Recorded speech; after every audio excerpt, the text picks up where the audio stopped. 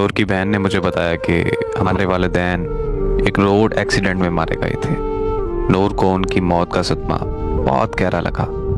एक दिन मैं नूर को खाना देने के लिए उसके कमरे में गई और अचानक से नूर मुझ पर चीखने लगी।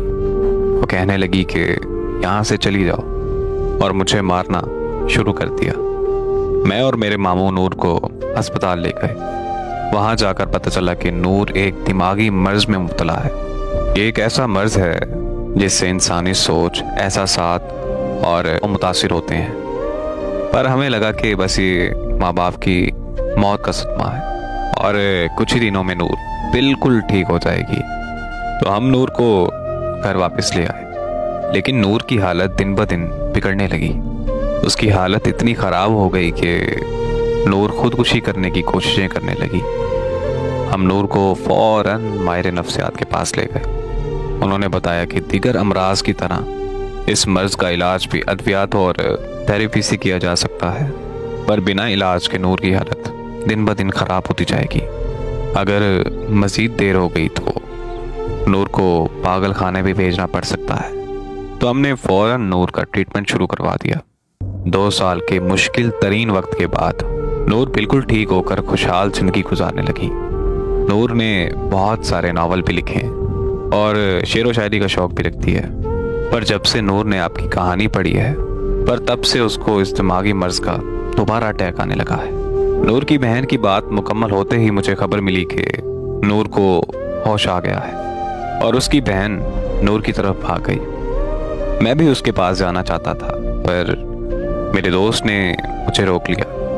वो मुझे कहने लगा कि नूर तो पागल लड़की है, हमें उसे क्या लेना देना, चलो हम घर चलते हैं। मैंने अपने दोस्त से बोला कि अरे यार, मैं कौन सा नॉर्मल हूँ, मैं भी तो इतना पागल हो चुका हूँ कि किसी का कम बुलाने के लिए नशे का सहारा ले रहा हूँ। बस इतना कहकर मैं नूर से मिलने चला गया।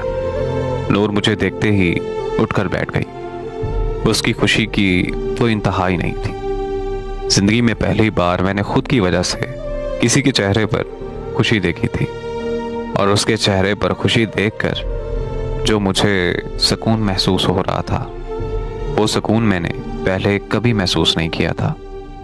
मैं नूर के करीब जाकर बैठ गया और उससे उसका हाल चाल पूछने लगा।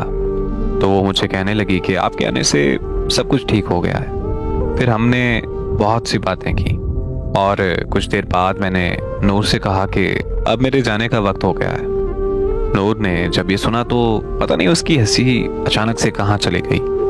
उसके हाथ पांव कांपने लगे और आंखें नम हो गईं। मैंने नूर की हालत देखते हुए अपने दोस्त को कॉल की और उसे कहा कि तुम चले जाओ, मैं बाद में आ जाऊंगा। इतना सुनते ही नूर के चेहरे पर मुस्कुराहट फिर से वापस आ गई। मैं और नूर 2 दिन तक अस्पताल में रहे। वो 2 दिन मेरी जिंदगी के सबसे खूबसूरत दिन थे। हमने एक साथ जीने मरने की कस्में भी खाई थी। 2 दिन बाद नूर को अस्पताल से छुट्टी मिल गई और हम दोनों अपने अपने घर चले गए। फिर हमारी फ़ोन पर दिन रात बातें होने लगी और ऐसे ही 1 साल गुजर गया। वो जहनी तौर पर बिल्कुल ठीक हो चुकी थी और मैं भी नशा मुकम्मल तौर पर छोड़ चुका था। यहाँ तक कि हमारी शादी के लिए हमारी फैमिलीज़ भी रजामंद हो चुकी थी। ज़िंदगी में सब अच्छा चल रहा था कि अचानक एक खबर ने मेरी दुनिया हिला कर रख दी। मुझे पता चला कि नूर की बहन की मौत हो गई। ये खबर मिलते ही मैं नूर के घर पहुंच गया।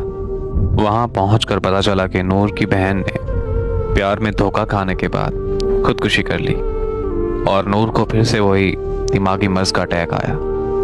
नूर को अस्पताल में फिर से एडमिट कर दिया गया। वहाँ नूर के दिमाग की शरीयान फटने से नूर को ब्रेन हेमरेज हो गया और 6 दिन बाद नूर की भी मौत हो गई।